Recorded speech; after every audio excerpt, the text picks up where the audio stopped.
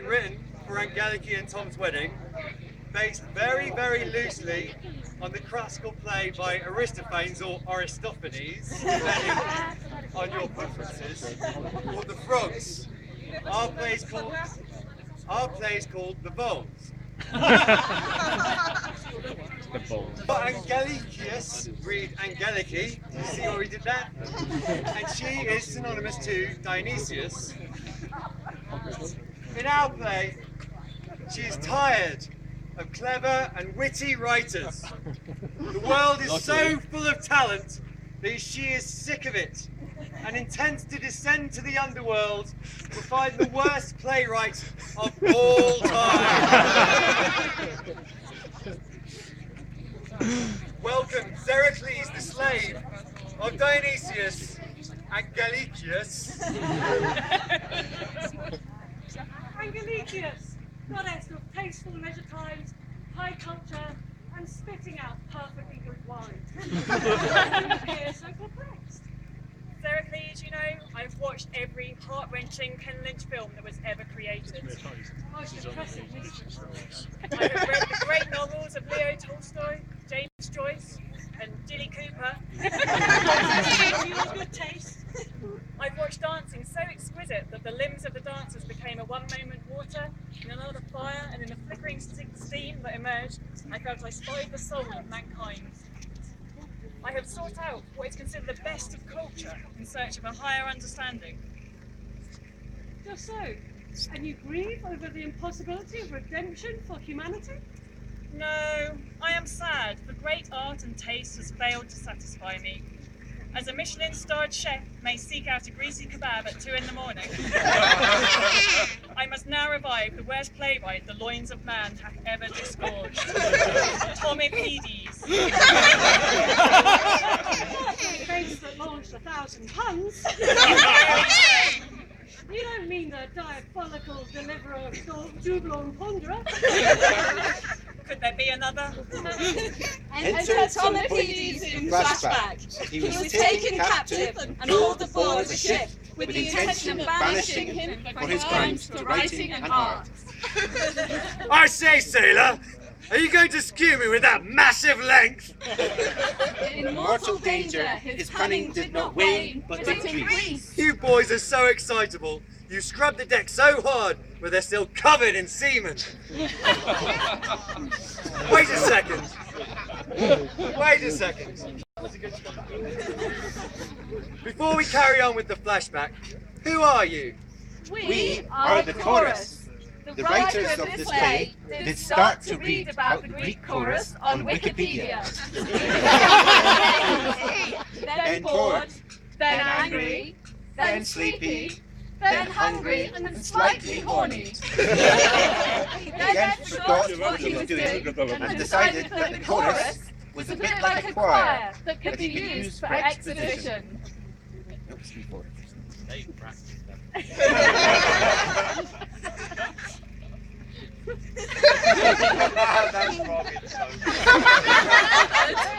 Such a long word as expedition.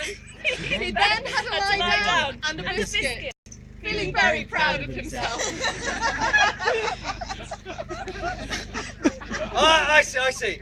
You seem a bit like a choir. I love choirs. Can you do Bohemian Rhapsody? No! Are you sure? Quite. It's just that I see a little silhouette of a man. Scaramouche, Scaramouche, will you do the fandango? Thunderbolt and lightning. No, stop! Desist! We will not be caught this time. Like this again. Do you understand? Of course. I apologise, we'll desist. Only, let me go! Bismillah, no! Let you go. Let me go! Let you go. Let me go! Never let you go. Let me go! Never let you go. No. Oh, mamma mia, let me go. Beelzebub, as the devil put aside for me.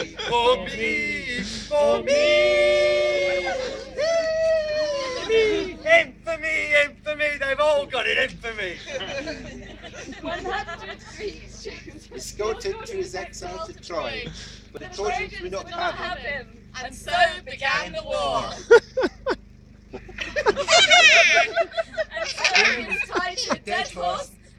catapulted into Troy.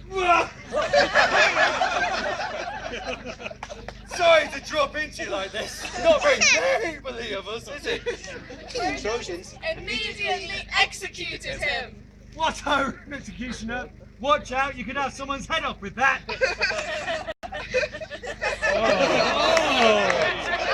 Anyone wondered why they did do that in the first place? Thank Zeus, the idiot is dead. You cannot have him, Angelicus. Unless I find my way to the hell of bad art. Surely you would not debase yourself in that way. No, but you can. Write the worst poem you can, and then kill yourself. When death comes, I'm going to write them. Your command is my pleasure. some hours later. There was a tiny girl from Greece who liked a man in a buffalo fleece. He managed to arouse her, but when she pulled down his trousers, Phoenician slave. she found more of a snack than a feast. That should be bad enough. Almost worthy of Tom Angeliki himself. Now I get to kill you. Death came and agreed to take them to the hell of bad art. Make the vote. Very complicated. Across the river Styx now. We approach the shore. This place unnerves me, mistress. The dead-eyed, slack-eyed jaws stares of the denizens of hell seem to peer into my soul. I can see them. They are so grotesque. I do not see Tom Angeliki. Who do you see? There is Shakespeare. Good, the overrated hack. Oh, I don't see him. But wait, there. Tom Angeliki, my beloved Hummonger. I've come to take you back to the mortal world. Ah!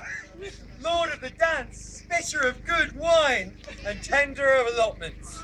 But I am happy, writing fables of morality and wisdom, using bestial allegory. Besides, I'd always wanted to come here on my whole Hades.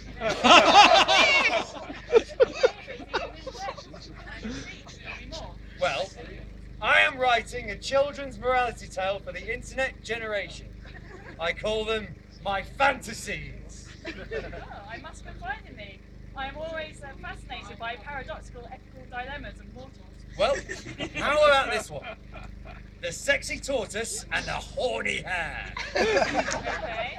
One day, right, the sexy tortoise and the horny hare have decided to have a race.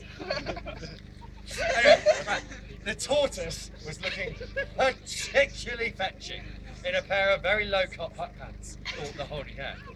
And as soon as the race run started, he sprinted off fast as he could into the forest, and he was faster than her, right? And as soon as he left the tortoise behind and hid behind a tree, when the sexy tortoise came into view, he leapt from his hiding place and whipped out his Stop a second. I'm not quite getting the ethical dilemma in this story. Well, you wouldn't yet. Just wait until we get to the tortoise's cousin, Sharon the Shaven Raven. So, I think I'm beginning to see your point. Well, that can be a problem when I get going. Any others? How about the golden goose gets laid? Here's the lady golden egg. Quite short. Yeah. I've got Debbie the donkey does Dallas. Okay, wait. The lion, the mouse, the hot wax, and the nipple clamps. Okay, wait, I've got this. You'll love this one. The nympho waterfalls of Whitney versus the invasive crayfish gangbangers of Abingdon. Honestly, it's a kind of West Side Story kind of thing, with invasive crayfish, like, you know, with gangs and No, banging. stop right there. So let me get this straight. What you're telling me is that you've adopted the thinly veiled excuse of telling stories with children, and then further, to exploit innocent animals, in order to peddle cheap, smutty, tacky films to the general populace. An act in which, in turn, serves to satisfy your colossal greed, ambition, and fulfill your sexual depravity. Well, it sounds bad when you say it like that. Well, Tom Angeliki act of immoral callousness, it has set fire to my loins in a way that hitherto now I never dreamed was possible. Could it be that I'm in love with the bad boy of children's popular fiction?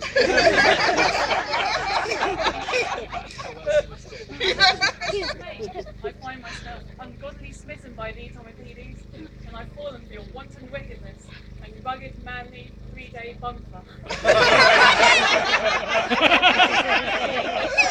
I, for my part, must confess, I've always found women whose heads are close to my crotch when they're standing up extremely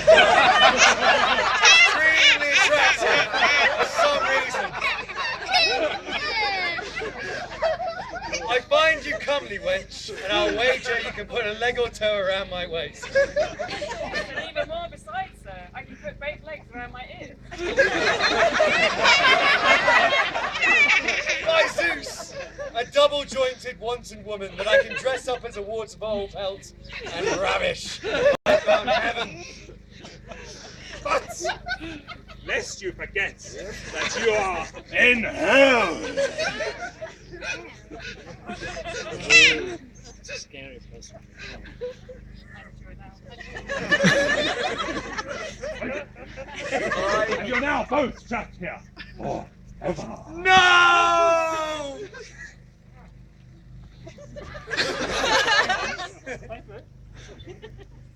You didn't think I'd let Tom Angeliki go, did you? He's my greatest prize. Hades, knowest this? I intend to leave this place and take my hot bendy bin with me. Just how do you intend to do this? By invoking the ancient challenge of the pun-off.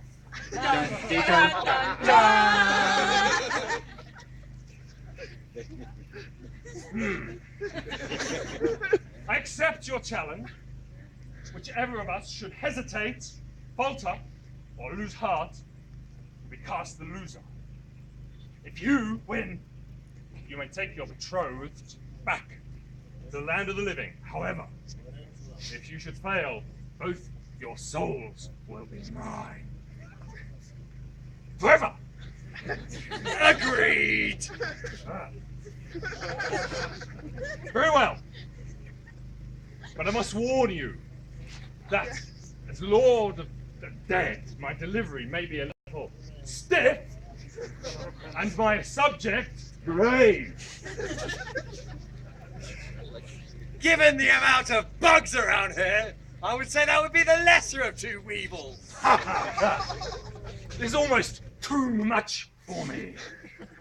I heard you had a vicar down here covered in spaghetti. Is he the local pastor? So, what do you think of black holes, huh? I don't know what people see in them myself. So, do you think it would be should be legal to own a plot of land on the moon? I think it's a grey area. How would you think about owning hell? All its caverns, realms, as well as passages. Are you trying to give me a complex? The doctor told me I was addicted to daydreaming. Makes you think, doesn't it? Can I ask you why you're always trying to walk in front of me? I'm sorry, I don't follow you. Sorry, I went to Rome, I met this German. I said, can you tell me where the Pope is? He said, that I can. I used to have a citizen called Theseus. He had a friend who was a half man and half a bull. They travelled over the smaller towns of Greece, performing. It was a minor tour. So. I borrowed money from one of 7 dwarves. I tell thee, he wasn't happy. All right. I got you. I decided to be a lumberjack. And I put on a different shirt after every tree. Always chopping and changing, that's me. However, did you know that Egypt is now so revolutionary, even the pigeons cry coo, coo. That is an actual pun that Tom told 2 days ago.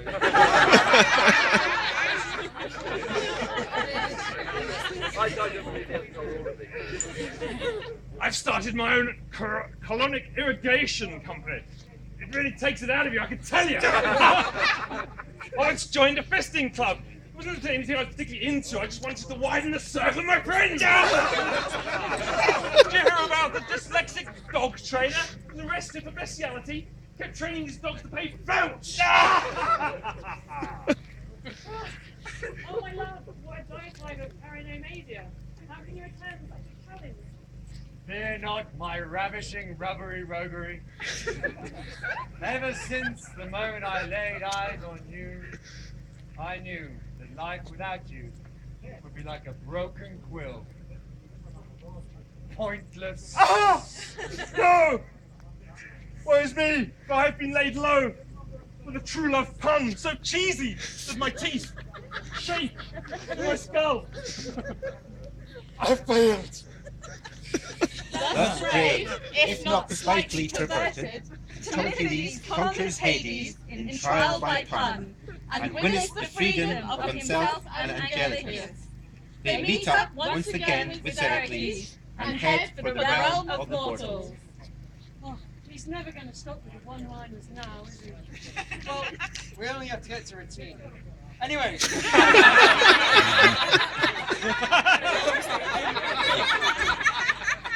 Come on now, Heracles, old chap. I'm like a mushroom. Once you get to know me, I'm a really fun guy. Please, can I stay here in the underworld? I'll stay quiet. So, can you really put both legs around your head? Twice over, my big cuddly orangutan. Hey, can you stick a carrot in your ear and pretend you're a rabbit? Well, there are limits. It's material for a new book I'm writing. I'm going to put 50 strata of Necree. Well, maybe you can get Heracles to wear the carrot. No! The end.